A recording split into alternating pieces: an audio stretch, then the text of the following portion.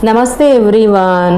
ఉస్తికాయలు Turkey berries అని అంటారు వీటిని. ఇవి చిన్న పచ్చటి గింజల్లా ఉంటాయి, ఆరోగ్యానికి చాలా ఉపయోగపడతాయి. వీటితో అయితే చాలా రెసిపీస్ చేయొచ్చు. ఈరోజు అయితే నేను పచ్చడి చేస్తున్నాను. నేనైతే వీటిని ఫ్రై చేయడానికి ఎయిర్ ఫ్రైయర్ వాడుతున్నాను. మీరు బాండల్లో కూడా సేమ్ ప్రొసీజర్ చేయొచ్చు. ఇందులో ఐరన్ ఎక్కువగా ఉంటుంది కాబట్టి హిమోగ్లోబిన్ పెరగడంలో సహాయపడతాయి. ఇవి జీర్ణ వ్యవస్థను బలపరుస్తాయి.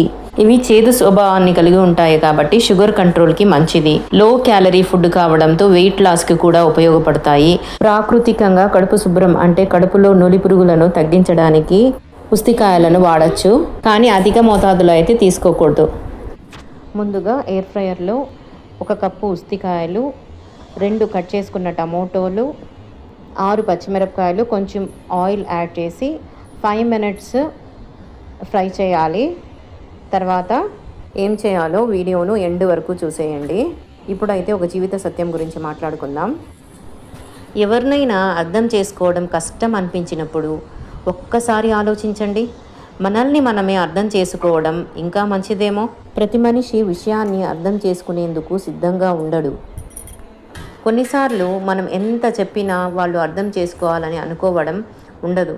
వాళ్ళు తమ ఆలోచనల్లో అంత గట్టిగా ఉంటారు. అందుకే నిజం కూడా వాళ్లకు తప్పుగా అనిపిస్తుంది. అలాంటి సమయంలో మళ్ళీ మళ్ళీ చెప్పడం వల్ల సంబంధాలు అలసిపోతాయి, మనసు కూడా అలసిపోతుంది. అందుకే ప్రతి పోరాటం గెలవాల్సిన అవసరం లేదు. కొన్నిసార్లు నిశ్శబ్దంగా వెనక్కి తగ్గడం కూడా ఒక తెలివితేటే. ఎందుకంటే ప్రతి ఒక్కరిని మార్చడం మన బాధ్యత కాదు. మరి కొన్నిసార్లు మనల్ని మనమే అర్థం చేసుకోవడం అదే అసలైన విజయం. చూడండి, ఇప్పుడు 5 మినిట్స్ తర్వాత ఉస్తికాయలు కాస్త వేగాయి కాబట్టి ఇప్పుడు 15 వెల్లుల్లి రెబ్బలు, ఒక బిగ్ సైజ్ కట్ చేసుకున్న ఆనియన్ కూడా యాడ్ చేసి 10 మినిట్స్ 180 డిగ్రీస్ ఎయిర్ ఫ్రైయర్ని మరలా సెట్ చేయాలి. ఒక చిన్న కప్పులో కొంచెం చింతపండును నానబెట్టి పక్కన పెట్టుకోవాలి. అలాగే 1 కప్పు పల్లీలను కూడా వేయించి ఉంచాలి.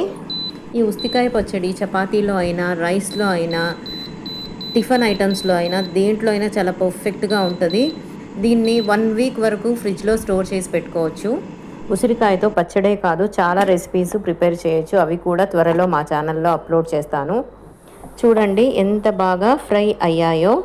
ఇప్పుడైతే 1 టీ స్పూన్ కల్లుప్పు, నానబెట్టిన చింతపండు, వేయించుకున్న 1 కప్పు పల్లీలు అండ్ కొత్తిమీర యాడ్ చేసి మిక్సీలో గ్రైండ్ చేయడమే అండి వీటిని.